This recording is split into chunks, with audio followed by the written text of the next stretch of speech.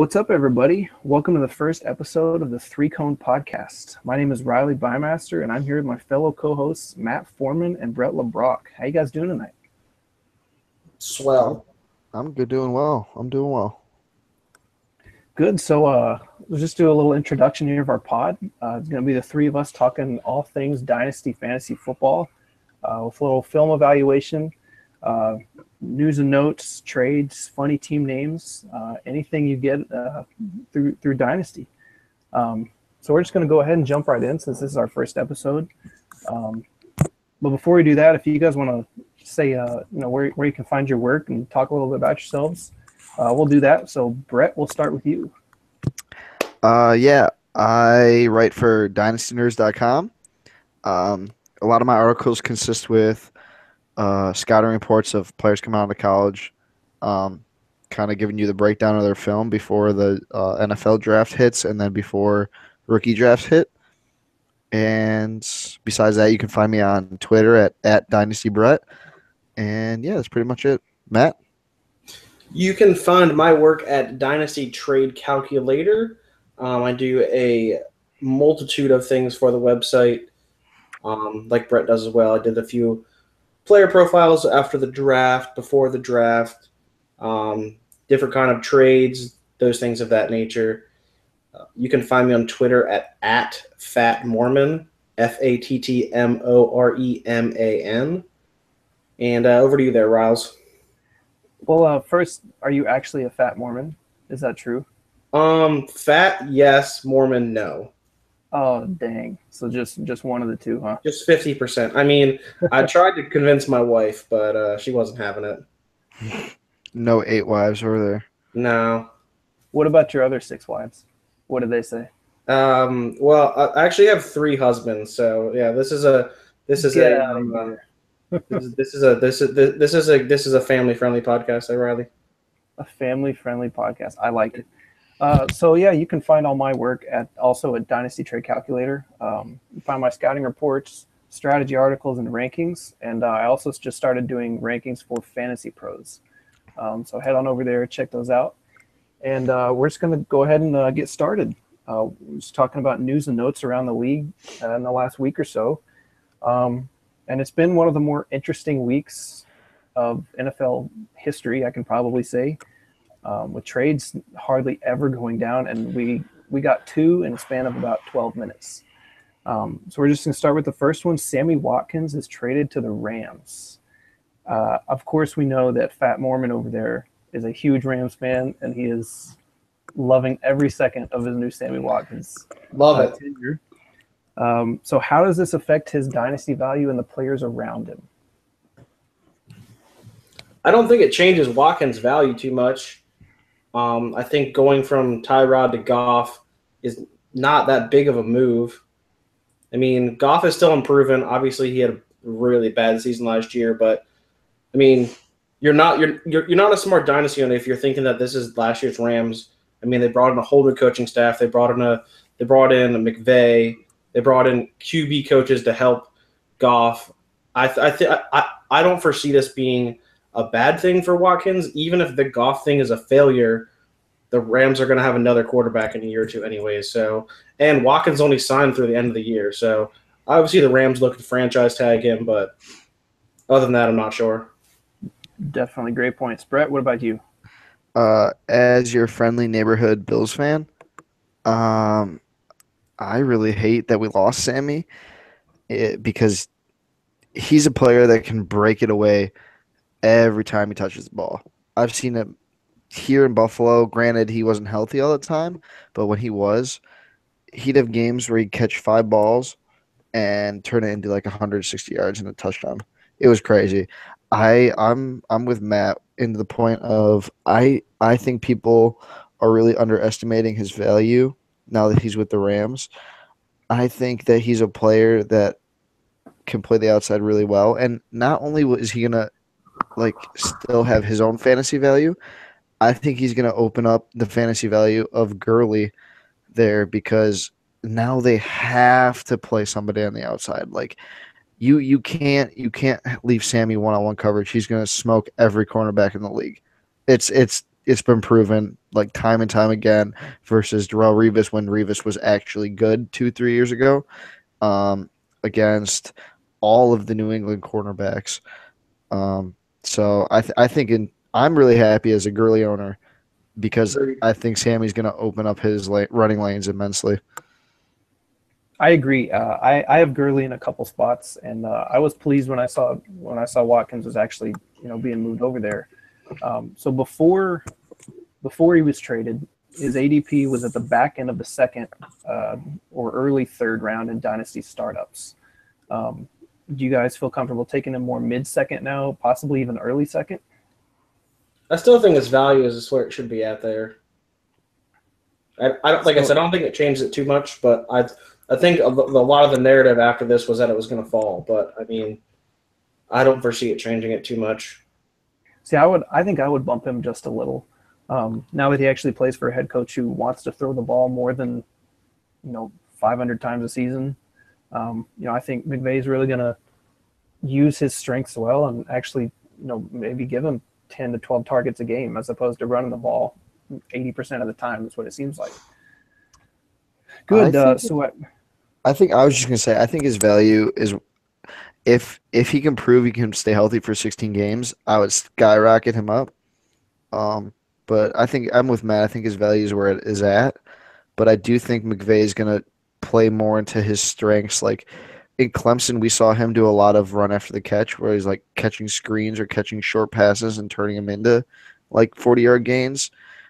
Like I can tell you from watching every single Bills game, they did not do that for the past couple years. And I think McVay will like realize that and like use Sammy's strengths to like their advantage. Yeah, so after we found out about the Watkins trade, about 10 or 11 minutes later, we found out that Jordan Matthews was on his way from the Eagles to the Bills. Kind of an interesting day for the Bills, sending a good receiver away and receiving maybe not as of a great receiver. So Brett, we'll start with you this time. What do you think of your new Bills receiver there in Bills Mafia land? Bills Mafia was really, really, really angry. I'm not gonna lie, like with everything, because it's hard losing Sammy and like seeing the potential, but I don't think his replacement is as bad as everybody thinks he is. He's a consistent receiver who has caught at least 65 passes for 800 yards in his first 3 seasons in the league. I think he can continue that. He's not going to be a bona fide wide receiver 1 because that's not what he is. But I think he'll give you. I think he'll ballpark. He'll stay where he is. 65 catches, 800 yards, like maybe 900 yards, between 6 and 8 touchdowns. You have to think the Bills only have Zay Jones and Bolden on the roster, like at wide receiver behind him in depth. And even though we just got the news of him chipping his sternum, they said he'll be back in 2 weeks. I'm not too concerned about that. I'm actually buying him everywhere I can because his value is still so low. I got you. Good points right there. Matt, what about you? I'm concerned who's going to play the outside for the Bills. I mean, they have their 3 top receivers all play the slot. So, I mean, who's going to play on the outside? I guess they can move Matthews back out to the outside, but I mean, Jones primarily played in the slot for Eastern Carolina, and Bolden dominates the slot. He's been dominating the slot for the last 10 years in the league. So I'm just don't know who they're going to play on the outside. Like I said, I guess Matthews, he played on the outside in college, and then Chip Kelly kind of moved him to the slot. But I don't know. Like I don't think I own Matthews anywhere, but that's not because I don't think he's a good player. I don't know. I just haven't been buying. If I didn't draft him, I probably wouldn't have him. I just bought him for. What's that? I just bought him for a second. I think that's really good value. I mean, I'm not saying he's not good value, but I feel like there's that one guy in your league who has him that really likes him. He's one of those players that the guy who has him in your league likes him. I'd say that's pretty true. I think his value is right at a second, probably a mid-second, but I don't think I'd feel comfortable giving that right now because I think I could fetch better players with a second. Like, I'm sure Randall Cobb's value is right around there, and I'd much rather have Randall Cobb as opposed to Jordan Matthews. I wouldn't. Yeah, I would. So we'll head to our next news and note. A top dynasty asset was recently suspended for 6 games. Zeke Elliott, not we're not really sure if he actually did it, but the NFL still suspended for 6 games. Shocker. What does this do to his value, and where do you go forward from here? Does he move down or does he move up? What are you guys doing with him? I mean, I think he's been trending down for the last couple of months with all this. I mean, people worried he was going to get suspended for a game or two, and now 6 games. I mean, I think he's still a first-round startup pick, but I think he clearly moves to the back end of that top-end running back tier. I agree. I read somewhere that the NFL told him one more act like he's been doing, and they're gonna banish him for the year. Well, yeah, that goes with the domestic violence policy, which is crazy. But you have to not think. For the year, they'd banish him for life. Yeah. What? All right. Yeah. So that's what banishment means, Brett. Here's what I know. Okay, I was more thinking of it like in terms of like should we bring Pete Rose like the drug policies, but like here's my thinking of it. Since this man has come into the league, he's put up monster numbers. Since this man has come into the league, he has 5 accounts of domestic violence accusations within a 6-day period. He has the incident with him and the girl at the St. Patrick's Day parade, and he has the incident 2 weeks ago where he punched the DJ in the face and broke his nose. Like, clearly the off-field injury or the off-field risk is sky high. This man doesn't know how to conduct himself in the nightlife, like for the NFL. Like, he's got so much fame so quick. I don't really want to touch him. Like, yeah, his value is so high. So was Josh Gordon's. Josh Gordon was a first-round startup pick, like, after that first season, and look where he is now. My only concern with the whole suspension thing is we run into another Tom Brady issue here, because it sounds like from what I've been reading that Zeke's in us for the long haul. So my concern is that maybe we don't even see this suspension this year. So it sounds like he's willing to take this thing to court. But if it comes back next year, then that's 6 games next year again, and it's a very hard case. But I'm a big proponent of, like, I don't like having people on my roster that have had multiple issues. Like, I'm fine with, like, okay, maybe one time you mess up and you come back, but, like, especially I traded Bell away when he had really good value, but I traded Bell away because he's one suspension away from being done for a year. No, he's not. That is false. Okay. 4 games. Yes, he is. His next suspension is 4 games. His last one was 4 games. It was 3 games. Okay, he got it reduced. We don't prepare very well. Either way, no. Well, I'm just going off the top of my mind. And then his suspension after that will be 10 games. Either way, it's just a very risky. Like, it's a risk reward type of player. And don't get me wrong, he's one of the top 3 running backs in the NFL. I've never seen a rookie do what he did, but it's so hard to gauge what the future is going to hold. So let me ask you guys this right now. You had to pick one player. Would you take Melvin Gordon or Zeke Elliott? You got to pick one. I'm probably taking Melvin Gordon. Taking Melvin? Matt, what about you? I think I'm going to stick with Zeke and hope for the best and hope he can turn it around, because I feel like even if he keeps his nose clean for a season, I can flip him for way more than what I can get for Gordon. Yeah, that's true. I'd probably take Gordon just because I know his value is safer right now. I know it's not going to drop drastically unless he tears both of his ACLs on one play. Knock on wood, but you never know. Don't jinx the man. I know. I can't. I have Melvin everywhere. So yeah, I think we've beat that one pretty well. If that's not wait, who are you guys buying for the handcuff for Zeke then? Are you guys going all in on McFadden? I'm not taking either of them. I'm just going to stay away from the situation because I think McFadden could go down instantly. Are you talking either of them being Alfred Morris and McFadden? Correct. Okay. I've seen tons of reports about that undrafted free agent kid like doing really well in their camp, and that's why I'm not even trying to choose, because this could this could very well turn into a three-headed monster while he's gone. Rod Smith, is that who you're talking about? Is he the Yes. undrafted Yeah, free? it's Yeah, actually Jalen yeah, yeah, Smith's brother. yeah. The news out of camp is that he's been doing really, really, really well. Yeah, see, and that's the exact reason why I'm going to stay away from it for 6 games. Yeah, I won't I even wouldn't touch feel it. comfortable investing any draft capital in any of those guys. If they're on the waiver wire, I'm picking them up, but it's very rare that they're going to be. I would Maybe pick them up. Alfred Morris is. I would pick any of them up and flip them for whatever I could get. Yeah. It's like Yep. free money. Free money is what it seems like. I'm finding the take- Zeke. If I own any of those guys, I'm finding the Zeke owner in my league. 100%. I love that. I would take even the fourth or a fifth. I literally would not care. You get free picks. All right, so next little nugget of news. One of the elite quarterbacks in the NFL is officially out for the season. Joe and of course, Flacco? no, he's not out yet, but he is hurt. Although Flacco is the most elite quarterback in the league.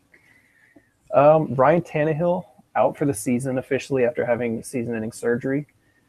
Insert Smokin' Jay Cutler, apparently a newfound top 20 quarterback in the league, according to some people. What are you guys doing with Tannehill in Dynasty? And are you buying Cutler anywhere? If he was on the waiver wire, I'd pick him up, but I feel like a lot of people thought this was going to happen, and the Cutler owners kept him. So probably not actively buying anywhere. Tannehill, I don't know Tannehill anywhere. I'm not a big Tannehill fan. I mean, the guy played more wide receiver in college than he played quarterback. So I just don't see it with Tannehill. I think the big narrative coming out of Miami has been that this helps Devonta Parker more than it helps Jarvis Landry. I think that's fair, but I don't know. I'd agree with that. Yeah, I would very much agree with that. I think that Cutler will have a good year. I think he'll finish probably top 17. I think in like QB scoring. Like he's got to. He's got the weapons. Like I think he can do it, but it definitely hinders Landry. Like I don't think Landry is going to be catching like 100-something balls this year. Like Jay Cutler's not a check down quarterback. We've seen it in the past. Well, he has been to his running backs. But not to his slot guys. Like, do you think he's going to check down to Landry in the slot, like for a 4-yard gain, or do you think he's just going to be like, "Oh, Parker, 40 yards down the field, 2 people on him, I'll just chuck it up and see what happens." Look what he did with Let me put Alshon out those my whole cigarette years. first. Yeah, look what he did with Alshon and with Brandon Marshall. He loves to chuck that thing up. He's a gunslinger who does not care about interceptions. I agree. I think it helps Parker a little bit, and I'm actually buying Parker this offseason if I can. I know it feels like every single year we say this is the year for Devontae Parker, but I like him this year. Landry, I'm crossing my fingers and holding hopes for free agency next year. They won't even give him an extension. That's what I think. Either Parker or Landry in the future is going to find himself a different team, and I think it's going to be Landry. So I would love to see 2019 Jarvis Landry in a Patriot uniform. That would be pretty cool. But you never know. But I think Cutler could very easily have a 20 touchdown, 22 interception season, and the Dolphins go 8-8 like usual and have the 17th or 18th pick in the draft. I think one thing to take a look at here, maybe I think this might come out in the wash for Landry though too. Maybe he's not getting those 4-yard checkdowns, but maybe he's getting down the field more. I mean, I'm not sure how Gase is going to treat him, but maybe his volume goes down a little bit, but his yards go up. So I mean, this could all come out in the wash. I mean, and Landry's never been a guy who's been a big red zone threat or a touchdown scorer. So I don't know. Maybe this could come out in the wash for Landry, but I'm not counting on it. Mark my words. If he stays healthy, Julius Thomas is catching the most touchdowns in that offense. Ooh, that's bold, and I like it. Mark like my that. words. If he stays healthy, Julius Thomas is catching the most touchdowns in that offense. You know who I think gets a slight bump from this? Kenyon Drake. I know Gase loves throwing to his running backs, and I don't think Ajayi is going to catch many balls out of the backfield. I think he's just going to be the early down guy, especially if his concussion issues keep popping up in camp. But I think Drake's going to be the third down guy, and I think they're just going to run swing routes and screens to him on third Disagree. downs. I think they said they're I think gonna let Ajayi's a top 6 Ajayi running play. back this year. I'm So, nervous about him long term. I'm very nervous about Ajayi long term. But in the short term, they did say that they're gonna feed it to him more, and that his pass catching is way better. So I might have to settle with Matt and say that I don't think Drake's gonna do that much. Oh yeah, I don't think I'm not saying Drake's going to catch 75 balls, but I mean I think he could be a decent running back 3 option for fantasy purposes if he's catching 3 or 4 passes a game.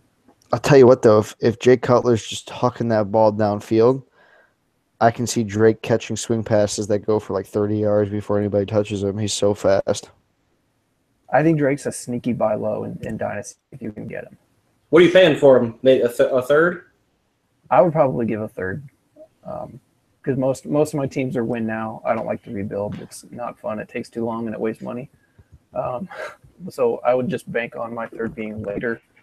And I mean, I'd feel comfortable giving that. I'd give a third. I mean, where did he go? Where did he go in rookie drafts? Like end of the second?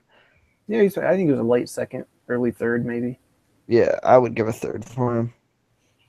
I would even mean- give, if your league allows you to trade picks 2 or 3 years down the road, I'd give like a 2020 second if you could do that. I know some leagues are like that, some are not.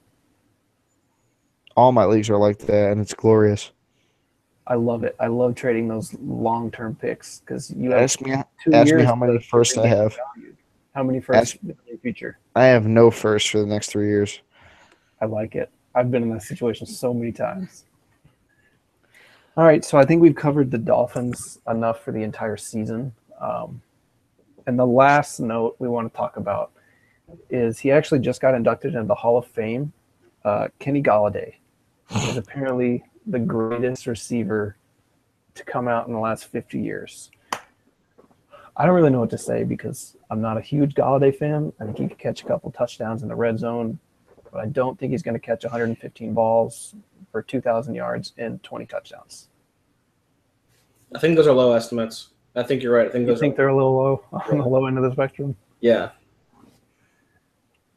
So what are we doing with Galladay? And Selling. Are you selling him? Okay. If Are I you own all on him, board with that? if I own him, I'm pawning him so quick. Unless I can, I'm pawning him if I can get a first or a second. Yes. 18. If someone okay, so here's my thing. If I can get an 18 first, I'm selling, but if not, I'll probably hang on and ride it out and see what happens. Depending, I would take a second if the team is literally garbage and I know it's going to be a top like 3 or 4 pick. But other than that, I'm holding because I think he is going to take the Bolden role. Like I do think he can score 6 to 8 touchdowns this year as a rookie. But he even said himself he's not polished enough yet to be a star in this league.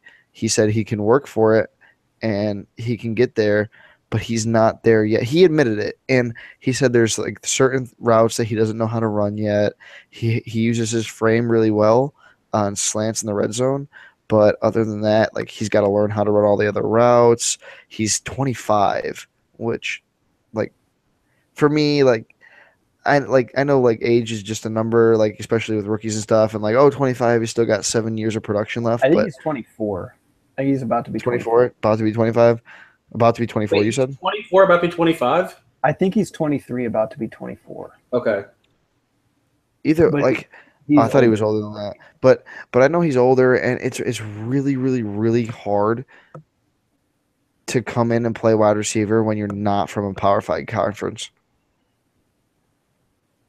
Yeah, so I don't know. I think I'd take any second. I'm a big Ebron believer. I think Ebron's going to finally break out this year and have a legitimate tight end one season. I was about it until all this Galladay news about him in the red zone. I think he's going to eat some of Ebron's red zone targets. So you think he's going to be like a Joseph Foria from a couple years ago, Oh, don't remind me. That one still hurts. where he catches like 20 balls but has 12 touchdowns? I would follow the stat tracker on Yahoo, and they drive, and then touchdown to Joseph Foria on his only play of the game. It was awful. I mean, it very well could be.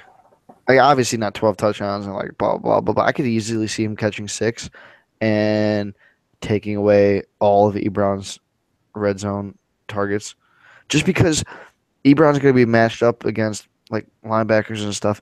Galladay's massive. If he's on a smaller corner in the slot, like that's what he's been eating on in their preseason.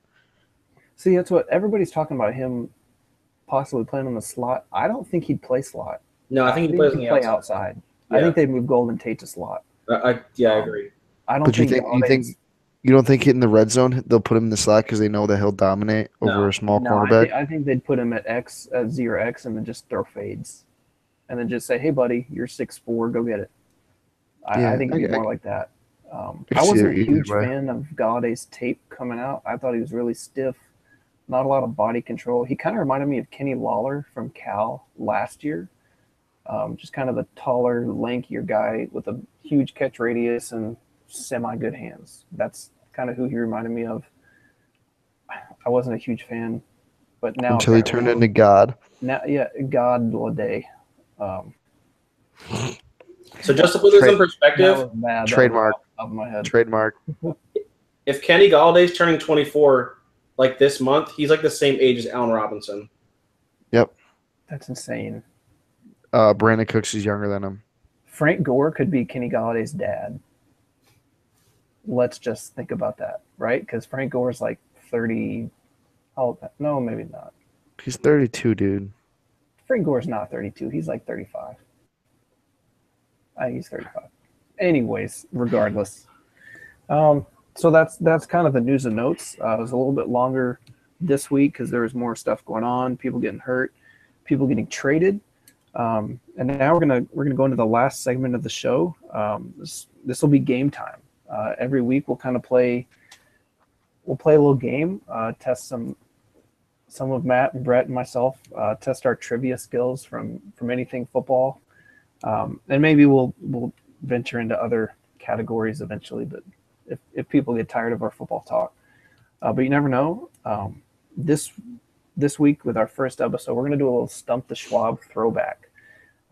If you remember that show from a few years ago, Stuart Scott hosted it with the Schwab, and it was basically just a sports trivia contest on ESPN. So how this game's going to work is we're going to go back and forth between Matt and Brett, each one answering one at each time, and then the first one to answer with an incorrect, they lose, and the other guy wins. So we're going to do the category is number 1 overall picks in the NFL draft since 1998. So Matt, we're going to have you go first. And if you say the same one that's already been said, I'll give you a second chance. But if you can't think of one, then that'll be a loss. So Matt, let's start with you. Do you guys understand the game? Yep. Good to go? All right. Yeah. Let's test you guys. Matt, you're up first. So am I doing 98, number 1 overall draft pick? You can say any year from 98 to 2017. We're just Okay. all the number 1 picks since 98. Then I will just go with the easy one and go 98 Peyton Manning. Peyton Manning in 98 is correct. Brett, you are up. I'll go with the other easy one of 2017 Myles Garrett. Also correct. Back to Matt. 2016 Jared Goff. That is correct, and I'm kind of surprised you had to stop and think. Yeah. We're only through 2. That's not good. Uh-oh. Brett? This is trash. It's going to be bad. 2011 Cam Newton. 11 Cam Newton, that is correct. Back to Matt. 2015 was. Oh my goodness! It was a quarterback. It was Jameis Winston. Ooh, that is correct, and he pulls it out of nowhere. Brett, can you name another one? 2014 Jadeveon Clowney. Ooh, that is correct. Back to Matt. 2013 Fisher from the Chiefs. That is impressive. I thought that was going to be the one to get you guys. Brett? Uh-oh. This is where I'm going to start to struggle. My young little mind can't handle this. Your young little mind. I'm younger than Matt. Give me a break. Riley. We're not going to talk about that, Matt. I'm going to go. Oh, God. Let me think. Any thoughts? You guys need God. to 2008 Matt Ryan. Matt Ryan is incorrect. All right. Matt, do you know who went number one overall in 08? Matt Ryan went third to the Falcons. It was. Can I get a hint? Tell me what college you went to. He went to Michigan. He just retired not too long ago. He went to Michigan? I believe he retired. His last team he played for, I believe, was the Rams. Your Rams. What? Don't tell him. We need to keep rolling. You got another one you know, Matt? So 2012 was the in between Cam and was it the Fisher? Was Fisher 13? It was between Cam and Fisher. 2000. I'm gonna be really disappointed. Do you want some other quarterbacks taken in 2012 in that draft? So No, I don't. Was that that wasn't the Ponder year, was it? That was not. Ponder was in the 11 class. Okay. Jake Locker, Blaine Gabbert, and Cam. So who was the second overall pick of 2012? Oh, if I say that, that'll give it away. Wait, was it? No, that was before then.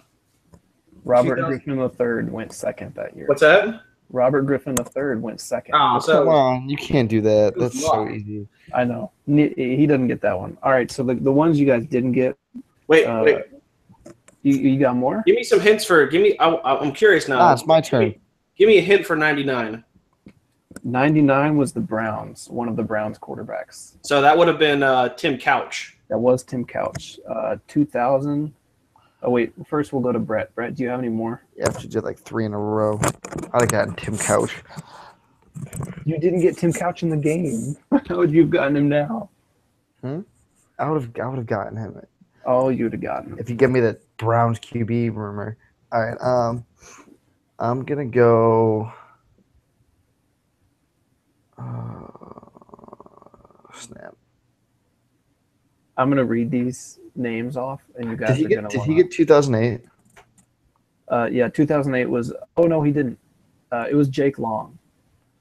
Jake. I was gonna guess it. No, that was incorrect. By the way, his last team he played for was the Giants. He signed with the Giants. Yeah, last year. Oh well, he did play with the Rams. Close enough. Do you guys want me to name these off? I want you to start. I want you to name.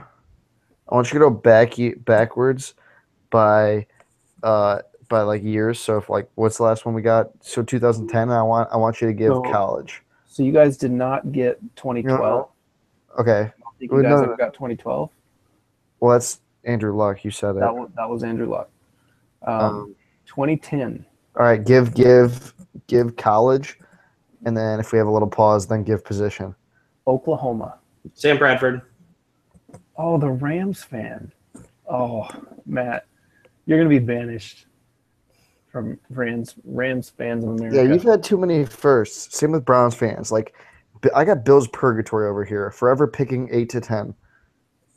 That is true. And then trading up to 4 to get Sammy Watkins, and then Shut up. And then trading him for a Shut sixth-round pick. Shut up. Shut up. Shut up. All right, so you got Bradford, 2009, Georgia. Matt Stafford. I see you guys are getting these Yep. now. 2008 was Jake Long. 2007 was LSU. Oh, good old Jamarcus. Jamarcus Russell. Oh my God! I forgot he played football. That is true. He actually he's the shape of a football right now. Dude, I saw him working at Bojangles last week. He works at Bojangles? Does. No way. Yeah.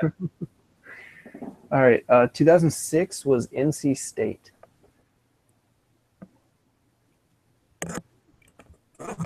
It was not a very popular pick. The fan base for this team, David Carr. close. You got the right team, but that's not the player.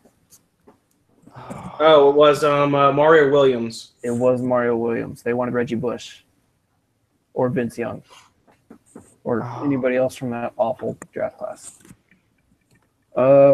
2005, the greatest game manager quarterback in this generation. Alex Smith. It was Alex Smith. Kyle Orton. Kyle Orton. Jeez. I haven't heard that dude's name in a long time. Neither has Kyle Orton. Uncle Rico. Kyle Uncle Orton's Rico. mom hasn't either. Yo, Uncle Rico, I used to sit in the 100 levels and watch him pack bombs in his lip until he had to run onto the field and then spit it out. Just take the field and throw touchdown passes. Fun facts with Brett. I'm telling you, you get a lot of fun facts when you're part of the Bills Mafia. So 2004, college was Ole Miss. Good old Eli. Eli. Man, that's a lot of quarterbacks. A lot of big name guys that you guys didn't name. Matt, you've been around for a really long time. I'm low-key disappointed. In 2004, I was 9 years old. In 2004, I was 6 years old. 2014, I just found myself, so I was a little busy. 2003 was USC. Matt Leinart. Yo, Incorrect. Matt Leinart came out. Carson Palmer. It was Carson Palmer. Leinart came out with Vince Young and Jay Cutler in 06. Okay. Let's see, 2002, that was where did he go to college? Did he go to NC State? Somebody said it earlier in the pod. Brett, I think you said it. Did I? Selected by Houston. Oh, he didn't go to NC State. Where did he go to school? Where did David Carr go to school? David Carr. completely blanking right now. David Carr went to. That's what I'm saying. I am completely blanking on where he went to school. I have no idea. If we get comments on this That's awful. podcast, people are gonna be tearing us a new one. We're so dumb. I'm So Googling it just to find out. We'll quickly go over the last two. 2001, he was imprisoned for dogfighting. Michael Vick. After it was Michael Vick, and then 2000 was Courtney Brown, out of Penn State. The Penn State fan didn't get his Rams or the Penn State guy. Penn State has already forgotten about Courtney Brown. That is true. I don't even know who that is. He played defensive end. He got drafted by the Browns. That's why no one remembers him. He played for the Browns. By the way, David Carr went to the same school as his brother. He went to Fresno State too? Yeah. Oh wow. Honestly, you learn something every day. Where did you get NC State from? I kept wanting to say Phillip Rivers. I have no idea. No, Rivers went in 04. He was the same draft as Big Eli Ben. Manning and Big Ben. Well, guys, that's going to do it for the first episode of the Three Cone Podcast. You know what we should do right now? Right before we end. Real quick, right before we end, because we just did first overall draft picks. Throw down, gentleman's bet, who you think number one overall is going to be in this upcoming draft in 2018. Well, we have to Literally decide way before. who's going to be picking. What Yo, team is going to have the number one? Bills, when we trade up our 2 firsts to get number one overall. Money's on the Jets. Okay, think- yeah, the Jets I is think the- I'm joking. Mark my words, we are getting number one overall. So I'm going to go ahead and say this before Matt does. Don't- I don't think it's going to be a quarterback. I think it's going to be Saquon Barkley. No, I don't think Yep, so. I don't care. I'm calling it right now. It'll be the Bills picking one, forsaking Darnold, and we're going Josh Allen with the big arm and used to playing in cold weather. That's not bad. I like Josh Allen. I'm a huge Allen fan. Dude, that dude's got a rocket for an arm. I watched his film the other day, and I watched him throw off of his back foot on a bootleg. Was that 50 on that new yards website? Was that on that new website you were telling us you found not too long ago? Yeah, no, I wasn't on that. No, dude, but see, like I watched him on a bootleg throw it 50 yards to the back of the end zone, perfect in the wide receiver's hands. My mouth hit the floor. That's impressive altogether. My money's on Darnold. The last time I saw him play football, he made me cry. So my money's on Sam Darnold. Yeah, All right, I think Barkley. Mark it down. There's no way. There's no way a running back goes one overall. Why not? What if it's the Jets? It's still quarterback. But the Jets have Hackenberg. Oh, yes, the Penn State connection lives on. That's what I'm saying. And then in the second round, they're going to take Mike Gesicki. All right. Mark it down though. Those picks are in. All right, guys. So this will wrap up the very first episode of the Three Cone Pod. Thanks for listening. Leave us a rate and review and let us know how we did. You can follow us on Twitter at the Three Cone Pod. You can follow Brett at Dynasty Brett, Matt at Fat Mormon, and myself at DTC_Riley B. See you guys next week. See ya. Doodles.